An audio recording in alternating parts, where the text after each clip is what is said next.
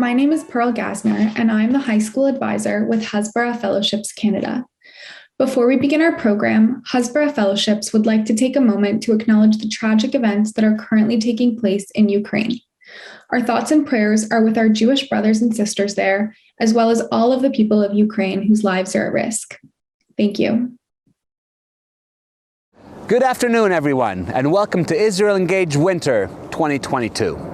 This virtual summit will be led entirely by our Hasbro student leaders who are advocating for Israel and the Jewish people on high school, college, and university campuses from across Canada and the United States. My name is Daniel Corin. I am the Executive Director of Hasbro Fellowships Canada, and I am thrilled to be your host for today's virtual summit. I would like to thank all of you for being here and thank our Hasbro Canada and Hasbro US boards, our supporters, our stakeholders, staff, alumni, and of course, our amazing students. None of this would be possible without our incredible supporters and stakeholders. So please consider making a donation today at www.israelengage.org. We established Israel Engage as a response to the COVID-19 pandemic when traveling was near impossible, and for a short period, we couldn't bring our students to Israel for our incredible advocacy training programs. But our students were still very hungry for the skills and resources to combat anti-Semitism on their respective campuses, to advocate for Israel, coexistence, and peace, and to empower their fellow students by educating them that Israel and Zionism are fundamental aspects of our Jewish identity. In an increasingly virtual world where anti-Semitism and anti-Israel hatred are not only promulgated by a fringe minority, but by organizations such as Amnesty International, and misinformation about Judaism is spread by celebrities such as Emma Watson and Whoopi Goldberg, Israel Engage gives us a way to inspire our students by letting them lead the show. With Israel Engage, it is our students, the proud Zionists that they are, who converse and learn from high-level speakers, who come up with questions about how to proactively educate those around them, and how to counter the anti-Semitic myths that are unfortunately all too common on campus and online. Our past Israel Engage summits have featured speakers such as Noah Tishby, Brett Stevens, Rudy Rockman, Emily Schrader, and Yosef Haddad, to name a few. And today we will continue with the highest quality programming you can find in the Israel Advocacy Campus space. Today we will have speakers and students from across the globe uniting and learning from one another. Firstly, the new School of Israel Advocates with Isabella Hazan, Noah Westside Gravy Shufutinsky, Jordan Tilchin, and Amy Albertson. Noah and Isabella are both proud Hasbro alumni and are powerhouses online. Noah is the most talented Jewish rapper in the game, even more than Drake, I would say, who actually recorded the video for his smash hit Diaspora on our Hasbro Israel trip. Isabella, meanwhile, is the founder of a Jewish empowerment movement and apparel brand, Decolonized Judean. You'll notice I'm sporting one of her sweaters today, which she gifted to me as the proud Hasbro alumna that she is. Isabella is one of the most passionate voices explaining why Jews are an indigenous people today. Jordan Tilchin is literally the funniest person I follow on social media, who has been able to make light of the harsh anti-Israel and the anti-Zionist sentiment that we see online by transforming it into Jewish humor. I highly suggest you follow her on Twitter especially. Then we have Amy Albertson, a proud Chinese-American Jew who has been able to educate and inspire thousands of people on why Jews are not white and why we do not conform to the modern definition of race. Jews are a people. End of tweet. We will also offer sessions on the emergence of Arab Zionism with 3 proud Arab advocates for Israel and coexistence, as well as a session with Fleur Hassan Nahum, the Deputy Mayor of Jerusalem. I will now pass the digital mic to our Hasbro fellow Sadie Hilf, who will be moderating our first panel. Take it away, Sadie. So thank you, Daniel, for that great introduction. My name is Sadie Hilf, and I am the Hasbro Fellow at Grove City College. And I am super proud and excited to moderate this panel today, the new School of Israel Advocates with this phenomenal group of activists. So let's just get straight to the questions then. So firstly, I think our audience would be interested in how you all came to be advocates for Israel and for the Jewish people. If you guys could try to kind of keep the answers to 2 minutes, I can let you know when that time is coming up. So Amy, let's start with you. Sure. First of all, thank you for having me here with everyone. My story actually starts on campus, probably like a lot of the fellows. And I was at an Israel event and it was protested. This was the first time we had an Israel event at my school. And this was many, many years ago. We won't say how many. The event was protested. And at the time, my Hillel did not want to touch Israel. They said, we're the Jewish group, we're not the Israel group. And for me, that was not enough. So I started an Israel group. And from there, and grassroots activism, I went into the realm of social media. And that's kind of how I ended up where I am now. Awesome. Thank you so much. Isabella, you're up next.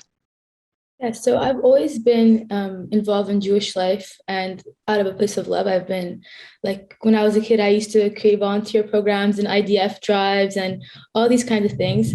And then as I started getting older, especially during the 2014 Sukkot war between Gaza and Israel, I saw just how much hate there was online and how there was truly an ideological war waged against our people. So I decided to invest more of my efforts on combating this, and that's how I guess I got started online a little bit.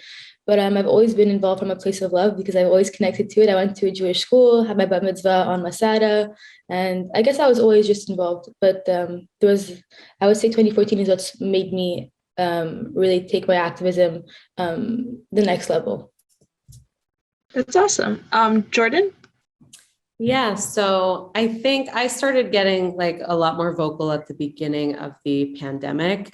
It was a total accident. I started feeling a noticeable difference and a rise in anti-Semitism around me, particularly just like stories coming out of New York, or even I'm a celebrity news editor. So even in the celebrity world, I noticed like more celebrities saying really like problematic things. And I was wondering, I started to like notice, like, why is nobody really talking about this? And then on the other hand, why does nobody really seem to understand this? And then so I started talking about it more and more on my social media. And that's when I started realizing what sort of disconnect there was between, Jewish education and anti-Semitism. And so, yeah, I haven't stopped talking about it since. That's great. And Noah? Yes, I grew up in a very strong Zionist household, being Black and Russian Jewish, so understanding the importance of having a homeland because of the Black diaspora experience and the Soviet diaspora experience. So for me, that's always something that was just a given, was a part of my Jewish identity. And then I think as I, also made music from a young age, I always rapped about things that were important to me. Never shied away from talking about my Judaism the same way as I never shied away from talking about other aspects of my identity. But then I think as I went into college and started taking time to independently sort of think about what my Jewish identity would be like as like a fully independent adult, and getting to travel to Israel actually for the first time in university, that just became a bigger part of who I was. And I started to reflect that a little bit more in my music and anything that I put out into the public. And then getting just more involved in like student organizations related to Zionism, related to Israel on campus, being able to actually go on like the Hasbro Fellowships program and record the diaspora music video while I was on there, I think definitely helped me strengthen the amount of like Israel and Israeli culture that was reflected in my public persona. Thank you so much for answering. Those experiences were kind of awesome to hear and reflect on how similar they are to a lot of people that I've met on my Hasbro Fellowship experience. So this panel is called the New School of Israel Advocates. How would any of you say that how you advocate is different than how past generations have done? So anyone is free to answer, but yeah. So as I said, I started off by reacting to a negative event. And for a long time, that's how my advocacy kind of took shape. It was a lot of reaction to anti-Semitism and reaction to anti-Zionism, which, if you ask me, is anti-Semitism. But I think that something that I've learned over the time is, and now that I really try to push in my messaging, is that we have to also be more positive with our advocacy. It's not only this reaction, and we need to proactively put out positive things about how we love being Jewish, how Jewish life, Jewish diversity, Jewish community, all of these things are beautiful and bring us a lot of joy. And that does two things. I think it really strengthens our own Jewish identities versus feeling like it's burdensome when we're just reacting to the constant stream of anti-Semitism. And the other thing is other people are more susceptible to our messaging when we are calling out anti-Semitism, when we are there asking them for help to stand up to it, because they're not only seeing us constantly react to something negative, which can make them kind of ask a question, why do I only hear about Jewish people when it's something negative?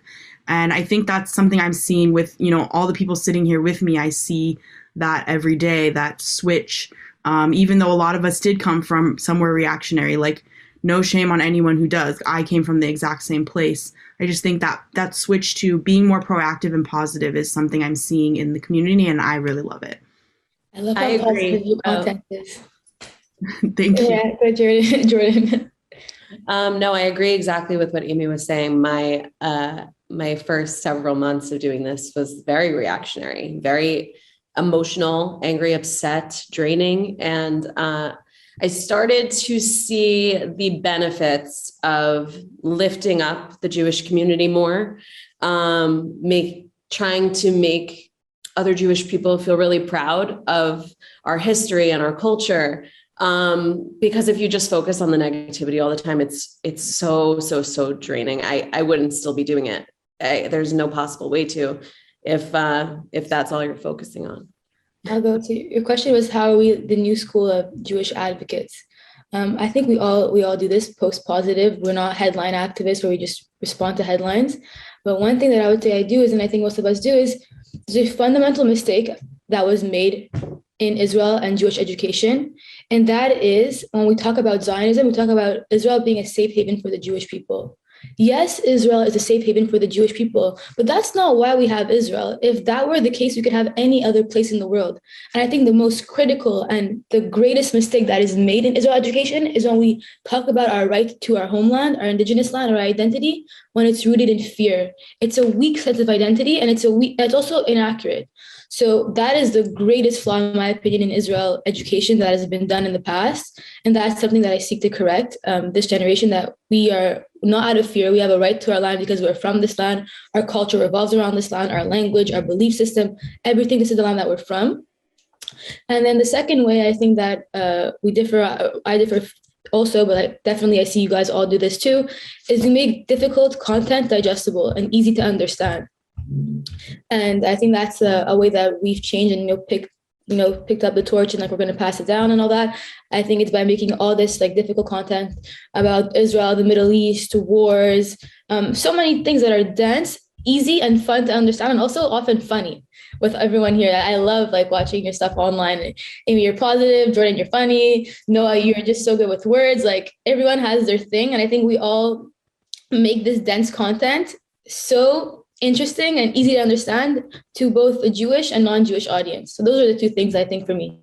I think I really agree with Amy, what you were saying about making sure that we're not just being reactive. And obviously recognizing that many of us started from that place. And Jordan, you also talked about this in the progression of showing that journey to anyone who's following, so everyone can kind of get inspiration from that. And then Isabella, what you're saying about making the content digestible.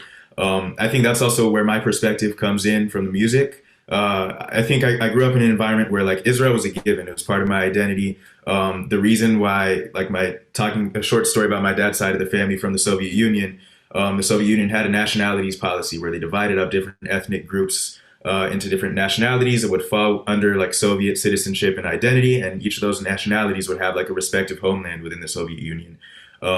That wasn't necessarily always accurate and didn't really work out because there's a lot of discrimination, but that's a different story. But that didn't apply to Jews because Israel, the homeland of the Jewish people, is not in where the Soviet Union was. So it's always apparent, Israel obviously was a physical lifeline to so many Jewish communities and a safe haven, but it was also an ideological lifeline. That's the thing that kept a lot of Jewish communities, like the one that my dad comes from, that were not able to practice their religion connected to their culture.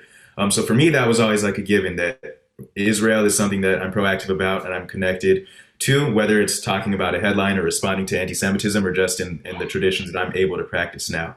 But I think that there is like that problem as far as like that's not normal to say in a lot of modern like environments. So when I went to university, there are all these conversations about anti-normalization. We don't normalize with Zionists. And I witnessed before my eyes in the 4 years I was at university, certain organizations that in my freshman year, first year student, we could partner with as GW for Israel, different political groups. And by the end, would refuse to partner with us. And I think part of that is because the only time that those groups, first of all, they're anti-Semitic. Second of all, the only time they ever heard about Jews was with controversy. And if that's controversy they didn't want to be related to, they would step away from us. And I think for us as Jewish people, it's important to normalize our own culture. So like musically, I like to talk about certain more heavy topics related to the Jewish community. But other times, like I like to make songs that are just reflective of the Jewish community that I see. And I think that's something that you witness when you come to Israel, is that people really are living their Judaism. Today, like when I'm greeting people, it's Shavua Tov. It's something that's inherently tied to our tradition. And it's not even necessarily something that people are doing consciously thinking about responding to anti-Semitism. But I think we need to bring that culture and that environment that allows young Jews to experience their identity, not in a reactive way, to the United States more. Thank you so much for all of your answers. They were really awesome. So Isabella, this is a question for you in particular. What would you say that peace looks like to you in this situation? And how can we strive to find peace when there are so many people on all sides that are actively fighting against peace and a peace process? So peace on the land is up to the people from that land and of that land.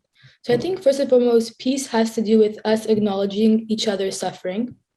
And we can talk about so many different peace plans, whether it's a federation plan, a 2-state solution, a 3-state solution. I've even heard of a 6-state solution. But first and foremost, I think that peace looks like what we envision peace looking like, where a Palestinian can go live in Tel Aviv and a Jew can go live in Shechem, or in the places that are essential to our culture, the cradle of Jewish civilization. I don't think that peace involves us giving up an inherent part of who we are. So I think first and foremost, peace starts with those on the ground having conversations, and most importantly, erasing that polarization and that hate. The PA's textbooks are riddled with anti-Semitism. Hamas's textbooks are awful. They show images of the Holocaust and they say that it is their tragedy. There is so much to do and to unlearn before we could have peace. But I think that we are unlinking the chain, and a step towards peace is, first of all, normalizing each other and identity, not belittling our claims to the land, not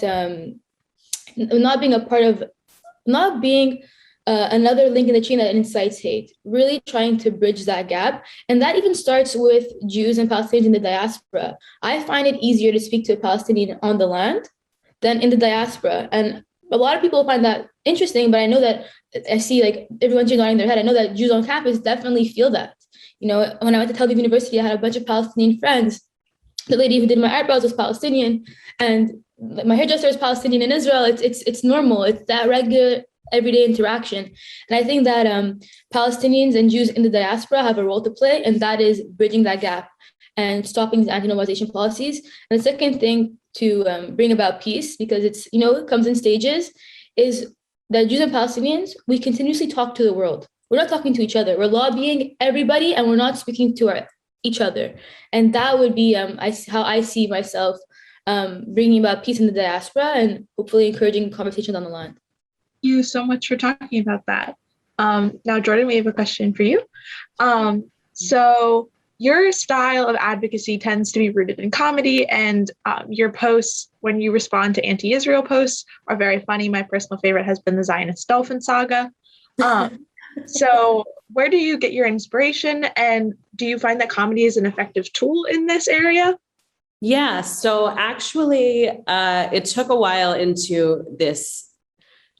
of me being in this space to realize that when you're on Twitter and you see, you can search the word Zionist, you can search the word Jew, you can search the word Israel.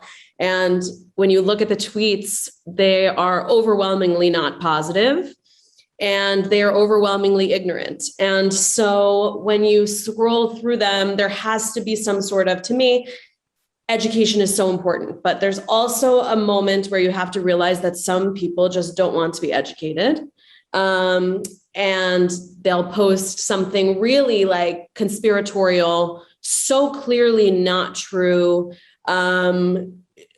like funny on its own, but then, it sparks inspiration within me. Let me see what I can do with this. Let me turn this into, Pesach at my grandma's house or something, or the Zionist dolphins, like you were saying, in Gaza.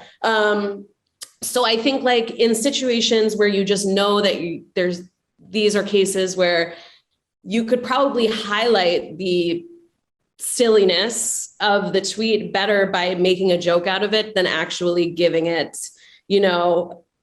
presenting it in any other sort of way. Like some things just are so ridiculous, they don't even need to be debunked. Turn it into a joke. But then again, you need to know where that line is, certainly, because obviously education would be my first choice. So I had to sort of figure that out. Awesome. Thank you so much. Noah, this next question is for you. So rap and hip hop appeal to very broad audiences, but the subject matter of a lot of your music is very focused on Judaism and Zionism. Would you say you've been able to engage a lot of non-Jews on the subject matter who love rap and are listening to your music and been able to educate them about it? Yeah, I think that's a really good question. So yeah, I think that one of the benefits of hip hop is the fact that a lot of people who are really just into the genre like it for like the artistic qualities that it has when it comes to like flow and beats and like the different rhythms you could find in it. So I think it's like a really powerful tool to really tell people's story. And a lot of, original hip hop had to do with content that most people in the United States of America, even before it spread globally, could not relate to. And then a couple years down the road, you had people from New York listening to rappers from Compton talking about a completely different lifestyle, but still being able to understand and empathize.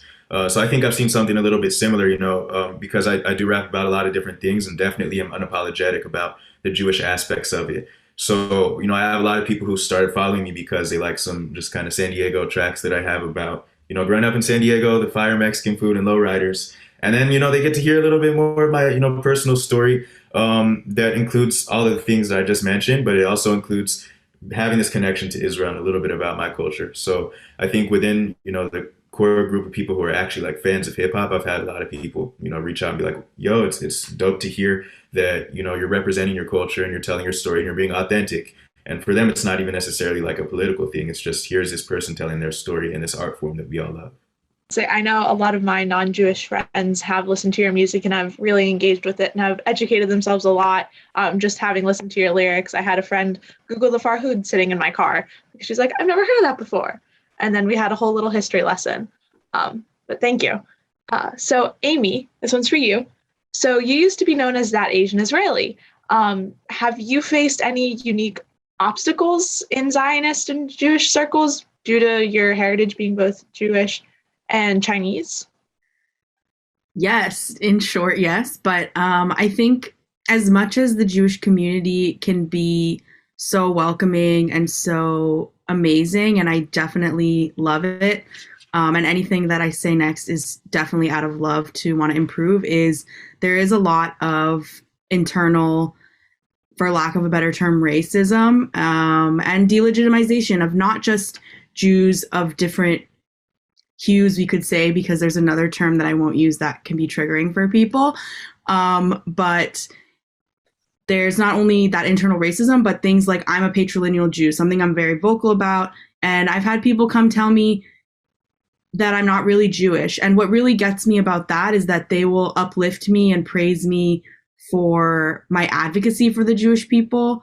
And then they will turn around when I start to post about being open to different types of Jews and tell me, well, honey, you're not really Jewish. And to me, that's like the audacity that you will lift me up when I'm doing something that serves you. And then because of your difference in opinion or practice or whatever, that you're going to go tell me that I'm not really Jewish.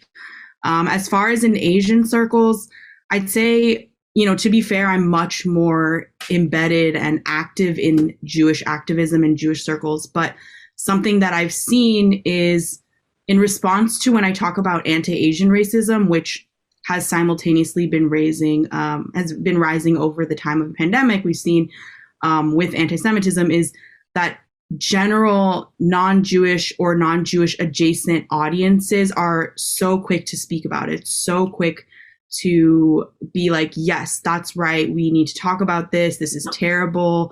Like, I'll stand up for you. When I talk about anti-Semitism, there's a lot of crickets, and not the good luck kind, the kind that are silent. And so I would say these are kind of the main differences or experiences that I've had through different communities. But they don't stop me. They're things that kind of make me just push more to try to talk about those things. And I know that like these people that are in the room are with me, so I don't let it stop me. Thank you so much for talking about that. And I hope we can all heed your warning and work to do better. Thank you. So this is kind of for Noah and Isabella. So I know you're both Hasbro alumni and have served as Hasbro fellows on your respective campuses. Would you say that helped your current path? Yeah, I think it absolutely did help. First and foremost, like I filmed a video for Diaspora, like on Hasbro Fellowship, so that's a given. But on top of that, going back to campus, that was like the first opportunity I had to hear such a wide range of perspectives from people here actually in the land, kind of going off of what Isabella was talking about how peace and the solution is going to come from people here. Arabs, Jews, Muslims, Christians, Druzim, everyone here, like they're the ones who are going to have a role in what the future is going to look like and what coexistence is going to look like. And Hasbro Fellowships gave me the opportunity to actually talk to people and understand the nuances and the complications on the ground, and also understand that I don't even have all the answers, and that's okay to say. But it's still important to respect human experiences and to bring that back to campus. So I think being able to come back to campus with that perspective and also host events and use those types of resources to have those conversations with my peers absolutely helped me on the path that I'm on. Just to add to that, it definitely helped me. And as Noah said, it added that perspective, but also that credibility. So when you're back on campus or outside of campus, you've been to Area A, you've been to Rawabi, you've been on the border of Gaza, of Lebanon. We've met so many different kinds of people on the land and so many different experiences and opinions. Those who are pro-Israel, anti-Israel, and it doesn't even boil down to pro or anti when you're on the land. It's so much more nuanced and it's so much more real and authentic. So it was an amazing experience meeting so many people and really being in areas that you can't really go without a trip, where it's not as you have to go with, like in Area A, it's very difficult to go as a Jew to Area A of Judea, Samaria, the West Bank. So it definitely gives us that perspective, and that credibility definitely helped me and opened my eyes too as well. Yeah, thank you so much for talking about that. So a question for all of you now. So it seems like so many of us have political disagreements, and that those can get in the way when we're trying to advance the common goal of Zionism and peace and coexistence. What do you guys think is the best way to help put those disagreements aside and work toward progress together? So I'm the only Canadian here, so I think I'll go for it first to see you guys. In Canada, it's not as politicized. So for me, what I think is most important, and that's why I founded Decolonized Judean, is viewing our Jewish identity and who we are from a Jewish perspective and not adopting the views or our culture or merging anything that we are from the non-Jewish world. So I think that politics aside, we all have a common goal, and that goal is to bring about Jewish identity, bring the Jewish story to consciousness. Decolonized Judean is about shifting culture and bringing the Jewish story in pop culture, and showing that we could be Jewish and proud and making it cool. So I think that politics aside, I don't think politics should even be relevant. We all have the same goal: combating anti-Semitism and being proud to be Jewish. And so what? Some Jewish advocates can be conservative or liberal. I'm Canadian, not as involved in American politics, but I see it online. And I think that it's true that we have a common goal and we should unite over our shared values, belief system, and love for the land. And that it shouldn't be so relevant, because if we're fighting for the Jewish rights based on the left or on the right, it's temporary. Presidents change. The Jewish people are eternal, and so is their love for our land. So I think we should root ourselves in something that's much deeper. If I can add on to that, as an American, like Isabella said, it is very polarized in America. I think most things in America end up in a binary. And I think very similar to what she said, it's remembering, coming back to like your Jewish perspective and remembering that anti-Semitism transcends left and right lines, and anti-Semitism on the left or the right is not better or worse. It looks different, but at the end of the day, I know a lot of people here have talked about the horseshoe theory, and I learned that from fellow advocates and activists. And I think it's really important to take a step back from whatever your politics are. Like, fine, you're in America and you exist in probably one of these camps. I'm also guilty of that, although being in Israel really showed me kind of how to float between different things, because it's very different politically there. But as I was saying, it's just remember that anti-Semitism and being Jewish doesn't fit in one or the other, and you have to navigate the world from that perspective, because it doesn't matter if you go to the left or you go to the right. Someone is going to alienate you, probably with anti-Semitism, and you just have to be ready for that and remember that we have a common goal, which is fighting anti-Semitism and fighting anti-Zionism, and all of that is the same on both sides. And to add on to that, also just reiterating the importance of, I think, putting your people over your politics. And I think it's really important that we don't cherry pick which anti-Semitism is worse than another example of anti-Semitism, just because, you know, somebody, a Jewish person might identify on the left, and an anti-Semitic instance happened on the left. They can't just, you know, call it out when it happens on the right and not, you know, with their own party. So obviously, like they were saying, like when you're an American citizen, you often find yourself in one of these two camps. But it's really important to sort of like peel back the layers, realize your environment, sort of understand, you know, that anti-Semitism, like Amy was saying, comes from everywhere, and we have to call it out no matter where it rears its ugly head. Yeah, I think it's really important also to view it from like a Jewish perspective, as Isabella was saying. And for me, I think about it in the way that the Jewish nation predates the Democratic Party or the Republican Party or the Green Party. And that's important to remember. And I think it goes two ways. Like, one is being able to sit back and recognize, even if someone has political disagreements with you in regards to diaspora politics or Israeli politics, that you shouldn't necessarily let that get in the way of you viewing them as a member of your people. And also, like, personally being able to check that your own political views are not inhibiting you from reaching out to other people, and that you know your Judaism is a core part of who you are before your political identity. And I'll send like a little shot. This might be a hot take, but there's like a little controversy last week because like Democratic Socialists of America was putting together some panel about like what different religions have to offer, you know, the left or socialism or something, kind of weird frame.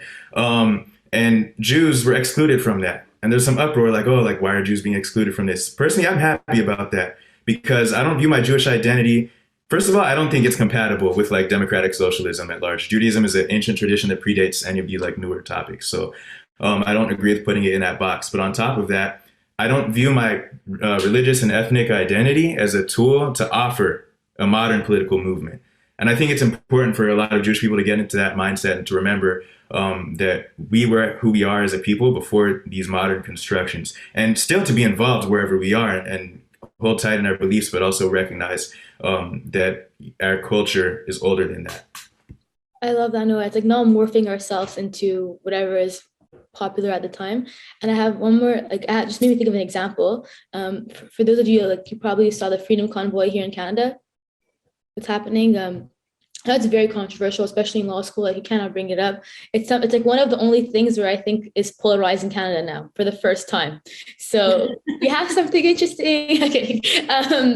And an example that I want to give about this is that they often they're trying to make Holocaust comparisons, or they'll say Trudeau is speaking like, you know who, and stuff like that. And obviously, Jewish people who are for this movement are making excuses for it, or I'll see people try to use the suffering of Jewish people in order to advance this political agenda. And this is a really clear-cut example of how politics get involved with, your activism. So I made a post saying, like, if you did not talk about Holocaust Remembrance Day, which was 3 days ago, but you're using the suffering of our people to advance your agenda, keep our name out of your mouth. Do not talk about it. And if you did not call out the Hamas flags this May in downtown Montreal, but you're calling out the Nazi flag at the protest, well, keep us out of your mouth. You clearly only care about Jewish suffering when it's convenient for you. And I think that's a good example of how we see anti-Semitism that matters on one side, or doesn't matter, how it's just politically convenient. And I love what you said, Jordan, people over politics. Like, I like that. I'm gonna copy that. Kidding, I love it. Yeah. Yeah, thank you all for weighing in on that. It's a challenging subject that a lot of people have to deal with now. So last question from me. So what advice would you have to all the students who are watching right now, and also want to hope to dispel the disinformation that's found on the internet about Israel and Zionism? Okay, so I'll go. I'll give an example about combating misinformation. I worked with honest reporting for a bit, and I'm really into media relations and how the media works right now. There's this really great book by Shoshana Zuboff, which is called The Surveillance Capitalism, and it talks just about, kind of touched on that topic. So what I would say is, when I was on campus at Marianopolis, I started a group called Hebrews for Humanity. It's all about Tikkun Olam, and it's from a non-Jewish, that's my little brother. He's not so little, sorry. Yeah, he's like 16. He eats his vegetables. Anyways, so at Marianopolis, I started a group called Hebrews for Humanity, all about Tikkun Olam, and it wasn't just for Jews, it was for people of all backgrounds, and we came together to do activism, social justice. Like, we would like support a lot of social justice causes, and like it was a space for Zionists to feel safe and be in progressive circles. And I had posted when there was incendiary balloons coming from Hamas to Israeli territory, trying to lure children. I had posted against this. I had posted on our page. And a lot of my board members are saying, "Oh, you can't post that. Like, Hamas is not, like, it's not so bad. We don't know. Like, it's political." And I was 17. I was very upset. I was very hurt. I took it very personally. I said, "What? How could they not care that young Israelis, young Jews would be hurt by these incendiary balloons?" I was furious, and I was also very sad. I thought, wow, they must be anti-Semitic. They must hate all Jews. Like, how could they not care? And with time, I learned that my messaging was a problem. And that is too abrupt. And now my executives want to go to Israel. They have Save a Child's Heart stickers on their laptop. They rock decolonized Judean. So from going to that to wearing decolonized Judean, that's a big deal. And clearly they're not anti-Semitic. There was a gap in the knowledge. And we see that if we weren't Jewish, we wouldn't really know what was happening on the ground. We would just see this inflammatory misinformation in media. So what I would say is, like, don't right away think that someone's anti-Semitic. Show them. And show them in a way that sometimes maybe not posting something so abruptly, talking about it first. What is Hamas? What's happening on the ground? Is it a war? Is it not? So that's one example of, I would say, how to combat the misinformation is give it a chance. It might not always work, but you're planting a seed, and in the long run, it will have an impact. Trust me. I can chime in on that. I think other than positivity and being more empowered as a Jewish person, knowledge is really empowering. So it's not that you need to become an expert or something, but read books and keep up with the news and just kind of know what's going on, because trust me, when you end up in one of those situations, you will feel much more empowered to speak up about it when you are a bit knowledgeable. And it is complicated. So on the other side of that is like not feeling the pressure to know all of the ins and outs of everything. And the other thing I would say is, as I've said before, is like share the positive things about being Jewish as much as you combat anti-Semitism, not only for the optics, but for yourself, because trust me, like as Jordan said earlier, and I know everyone here like has experienced this, is like it will feel much different, and you will definitely experience something different internally when you are being outwardly proud and talking about being Jewish and then reacting also to all the negativity. I agree with Amy. It's like knowledge is power, and, you know, reading as much as you can and diversifying your feed with like a bunch of different like Jewish minds and their thoughts and how they distill their feelings about everything just makes you like, after a while of seeing other activists do that, I had felt so much like fire within me to start talking about it myself. And also just like taking that step, even if it's just like reposting like one sentence of a distilled thought, you're really sort of breaking through to like your non-Jewish followers to be like, hey, actually, like, you're kind of making them think back to like a time where like maybe they didn't even realize like that they were making the environment feel like uncomfortable or unsafe for you. And you're breaking through and just being like, hey, actually, like, Israel does mean a lot to me. So-and-so traditions do mean a lot to me. And like that joke you made was kind of inappropriate. Like, it'll start to make other people like really think about other people who follow you, non-Jewish friends, think about like maybe like things they said, and then maybe they'll be like, oh, that I need to start like reframing the way I think a little bit. So even just like taking that step is huge. Yeah, I think it's really important to, as much as you can, like integrate Israel, your connection to Israel, into your identity as a whole, like as just another part of your humanity, because I think that has like a really big impact, and just like to know your story and allow yourself to be curious, because the more people who see that that's a part of who you are, they're going to realize that when they're attacking Israel as like an entire entity, they're attacking you as a person. And I think that it makes other people have a lot more perspective. Like a quick example of how those things are related. I'm very familiar with like my background and my heritage. I know my story. I know my people's story. I know where we came from because I was curious about it and I took the time to learn about it. So a couple weeks ago, there's like some posts, someone posted my last name, Shufetinsky, which is a very Russian Jewish name. And I know where it comes from. I know that it comes from like the Hebrew root shofet, Semitic, Northwest Semitic language, Hebrew. And I had some people comment trying to claim that I can't be connected to Israel because look at this Russian name. I know my story. I know my history, what happened to the Jews who went to Russia and the Caucasus that have Hebrew names that come from a Northwest Semitic Canaanite language, the only one that's still alive to this day, and how they were forced to adapt Russian suffixes. So I can respond and tell that person, actually, this is my background. This is where my name comes from. This is my history. And that's part of the history of the Jewish people at large. And then after that, the response is just like some random like anti-Semitic trope, because there's no arguing with that.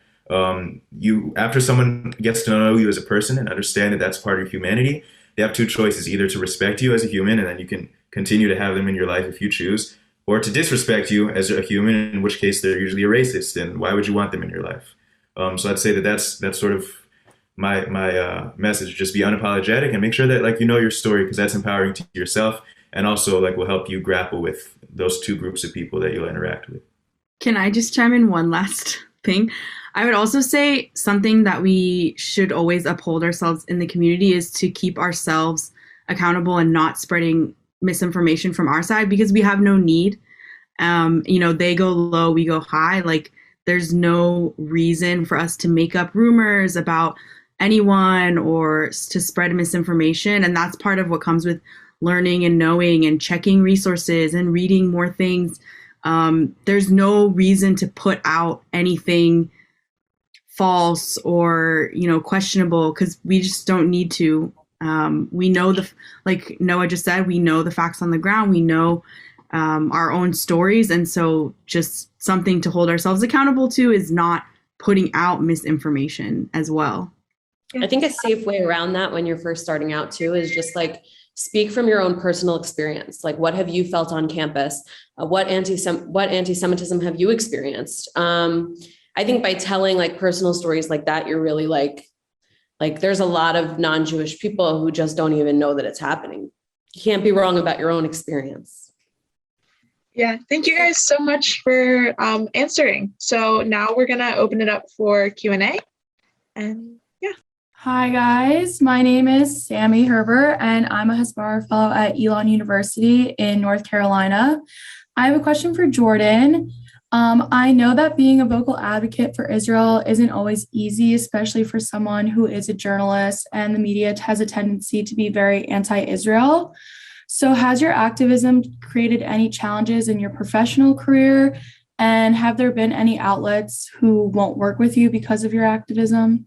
So I am not a freelancer, and I've never been a freelancer. So I know that is a challenge for journalists who, like pitch to certain outlets and get rejected, or pitch certain, sort of stories that maybe paints Israel a little too positively for their liking. So then that outlet will reject them.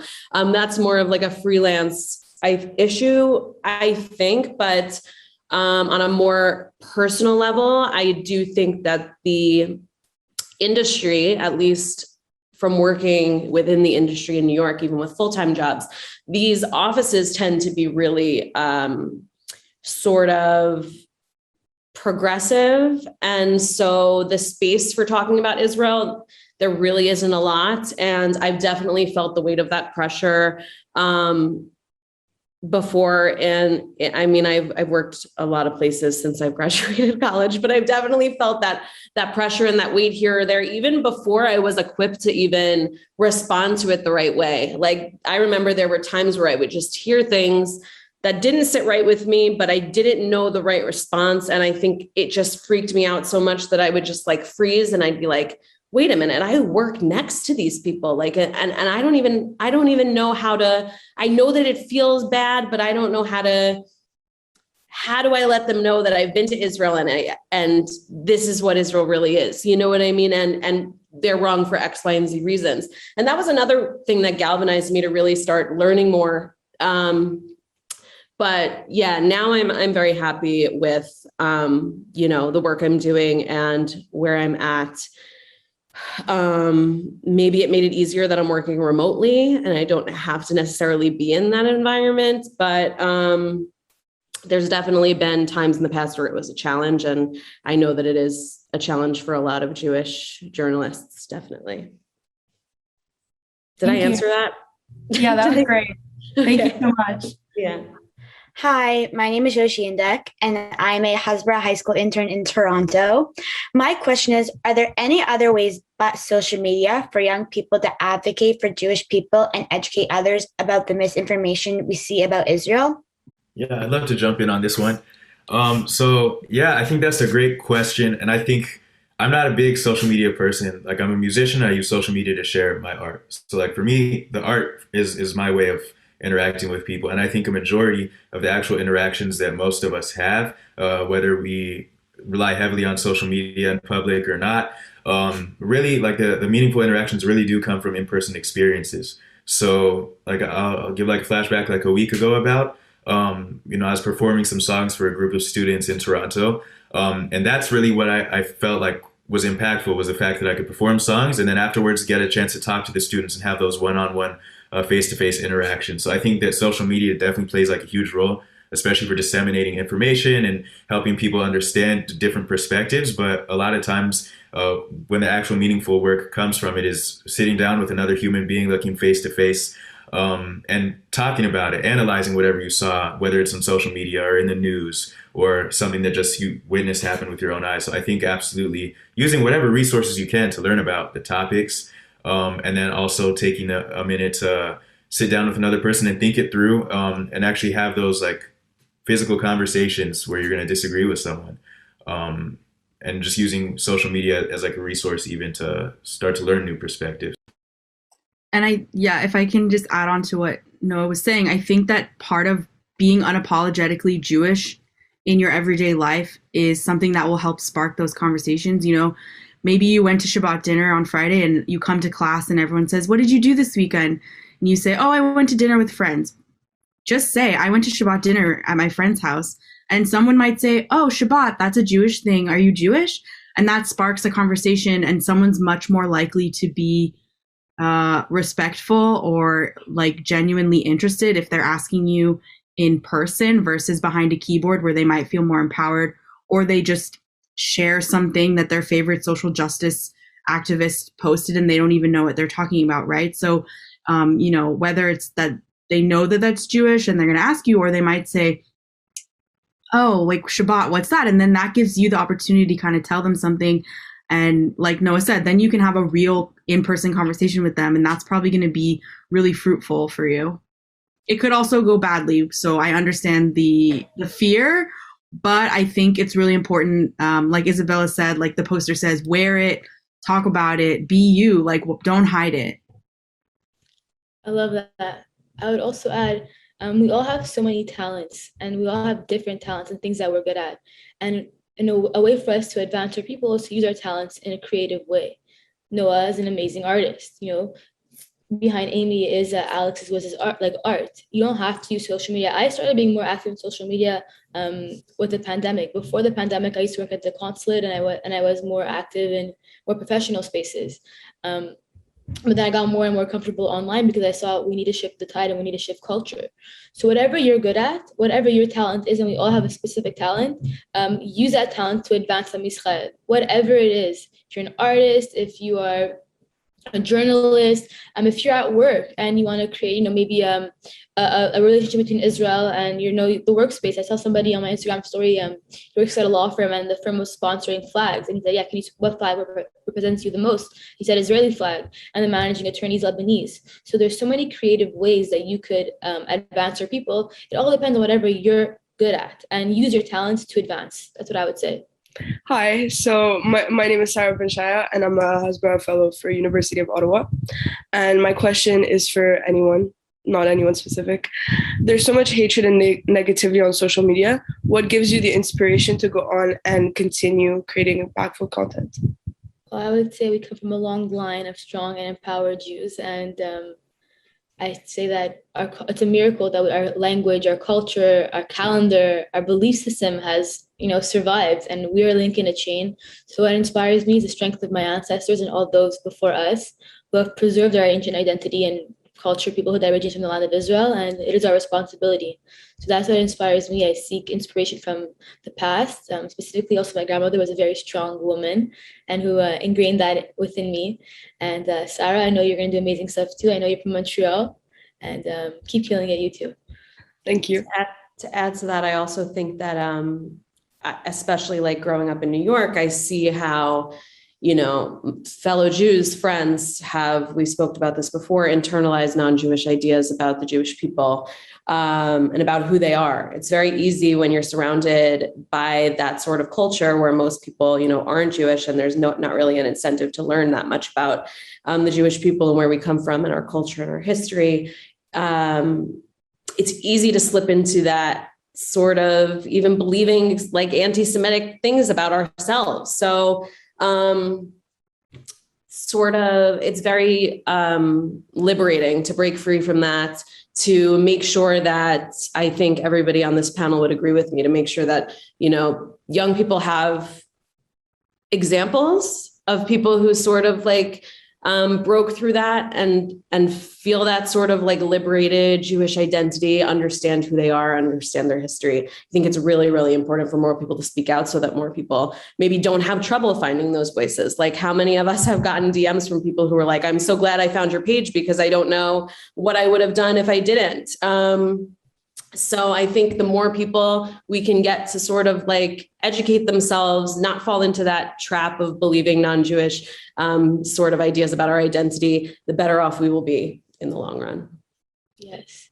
And to add on to that, I think it's about, the empowerment is like a big word we use, but like, how do we empower ourselves? You've heard of affirmations and all these things. Use them for yourself in the context of being a Jewish person. So I will not lie, and I'll admit this on camera, this is going to be on the internet. During the last escalation in Gaza, I did like Jewish affirmations. I looked myself in the mirror and I told myself, like, you're a strong Jewish woman, and like the Jewish people are strong, and we've survived thousands of years of, this kind of stuff and anti-Semitism. So that was really helpful because I definitely had anxiety attacks during that time when things were really bad. And I think that any kind of, self-love practice that you do, bring your Jewishness into that. And from personal experience, I can vouch that it at least helped me. So something to think about. Yeah, I think it's also where I get my like inspiration to continue is like recognizing that there's a lot of negativity online, and also going out of my way to try and find the positivity and incorporate that into my feed. So that way, the reflection of Judaism that I see on my Instagram feed is going to include, the people who are fighting against anti-Semitism. It's going to include the videos of the Bukharian community in Queens who was all posted up on 108th during the last escalation, making sure no one came to attack them in their communities and seeing that Jewish strength.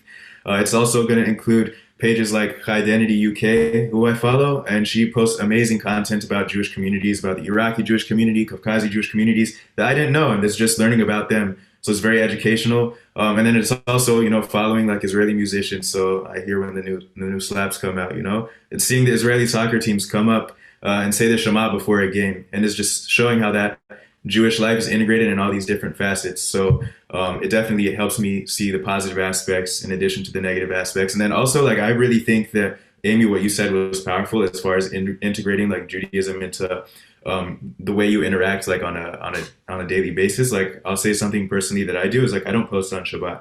So for me, I don't interact with people if I get comments that are negative. Like, even knowing that I have the ability to take a certain element of like my Jewish practice and allow myself that time for reflection on social media, it's sort of like a reset. So I encourage everyone also to find some sorts of Jewish ritual practice that you can integrate into, your modern life. So thank you to everyone who was here today. We really loved having this conversation with you, and we hope to see you again soon at some of our more events. Thanks. Shalom to all the people from Hasbara Fellowships and Hasbara Canada. First of all, I would like to thank you so much for giving me the opportunity to show my voice to everyone. And second of all, thank you for representing all the Jewish community and stand with the state of Israel. I made a video especially for you. Enjoy. So I get a lot of messages of people that ask me, Uri, how you are not scared to roast all these dangerous anti-Semites and Bela Hadidush? And from 1 second I say to myself, yes, I get a lot of death thrills and people that tell me that my nose is big, and it's all true. But then I look at my Savta Sofia, who made Aliyah when she was a teenager and was literally walking without her parents alone from Syria to Israel, walking, yes, and I cry like a Jewish baby every time I need to climb a Sada on Bertile with the Americans. And I say to myself, if my grandma that came here alone, all this distance, was fighting for this country, independence war, made Aliyah, yes, so why am I supposed to be scared? And beside that, the things that the anti-Semites want the most is to scare us, that we will hide our identities. Yes, that we will hide our Hamsa necklaces and, oh my God, look at his chest. Yes, and once they see that we have a strong identity and we are not scared to show our Hamsa necklaces, and I know that it's hard for me to say, I'm living in Israel, but once they see that we are proud and confident about our Judaism, that's what scares them more. Right, Savta? Nachon, Savta? This generation was fighting for this country, was doing everything. This generation only think about Instagram, TikTok, and Pornhub.